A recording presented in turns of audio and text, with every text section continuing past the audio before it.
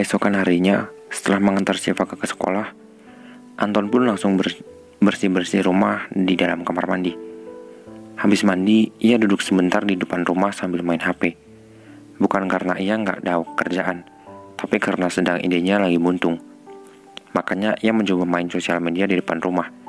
Siapa tahu ia mendapatkan sebuah ide. Memang ide itu tidak setiap hari datang. Ada katanya ide buntu dan bingung mau buat apa.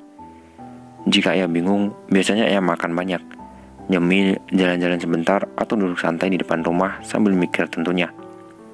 Karena ia tidak bisa diam saja dan membiarkan dirinya benar-benar menjadi seperti orang pengangguran yang hanya duduk diam dan nggak tahu harus berbuat apa-apa. Baru setengah jam ia duduk, ia melihat orang yang lewat di depannya entah mau kemana. Anton yang penasaran pun langsung bertanya kepada Pak Subur, orang baik yang pekerjaannya hanya gali kuburan.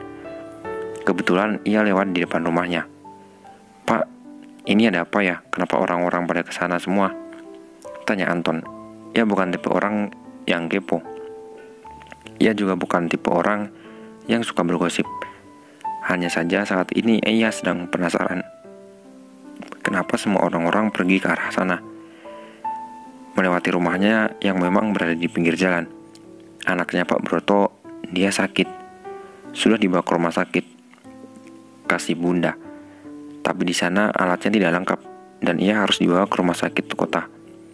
Tapi tahu sendirilah, Pak Broto walaupun sombong seakan-akan banyak uang, tapi nyatanya ia hanya bekerja sebagai karyawan biasa di kantor.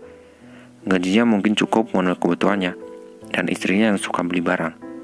Tapi lihatlah, saat anaknya sekarat, dia tidak mampu membawanya ke rumah sakit kota karena tidak punya tabungan sama sekali. Setiap gajian, sukanya menghambur-hamburkan uang tanpa mikir panjang dan masa depan. Sekarang saat butuh uang seperti ini, ia hanya menangis, melihat putranya tergolek lemah di atas kasur. Ucap Pak Subur yang gregetan karena selama ini Pak Subur sangat sombong sama semua orang. Pak Subur tahu dari mana berita ini? Tanya Anton karena Pak Subur seakan tahu segalanya. Dari orang-orang mas, dia gosip di dekat saya. Ya saya dengar.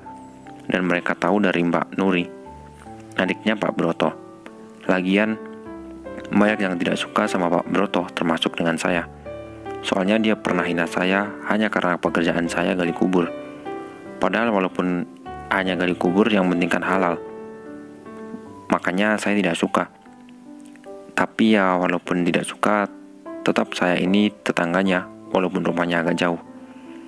Dan nggak mungkin saya diem baik. Sedangkan semua orang kesana buat menjenguk anaknya. Ujar Pak Subur menjelaskan. Ya sudah Pak, kalau gitu saya ikut. Anton pun akhirnya mau ikut jenguk. Pak Subur aja yang rumahnya agak jauh mau lihat, apalagi dirinya yang lumayan dekat. Gak mungkin ia pura-pura tuli sedangkan ia sudah tahu apa yang kini menimpa anaknya Pak Subur. Kalau gitu, ayo bareng saya, ajak Pak Subur. Ayo Pak. Dan akhirnya mereka pun pergi untuk melihat anaknya Pak Broto. Ya begitulah kalau di sini.